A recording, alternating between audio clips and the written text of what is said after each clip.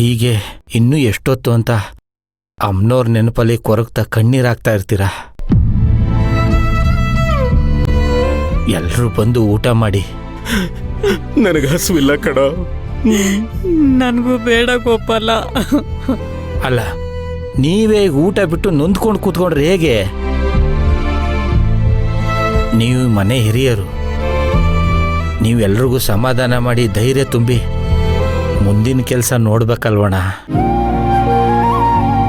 ನೀವೇ ಊಟ ಮಾಡಿಲ್ಲ ಅಂದ್ರೆ ಇವರೆಲ್ಲ ಮಾಡ್ತಾರ?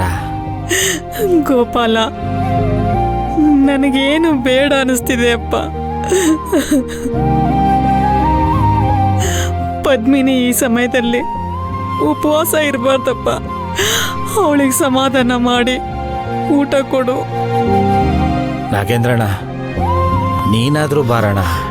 ಇಲ್ಲ ಕಣ ಗೋಪಾಲ, ನನ್ಗೆ ಯಾಕೋ ಈ ಮನೇಲಿ ಓಡಾಡಕ್ಕೆ ಮನ್ಸಾಗ್ತಿಲ್ಲ.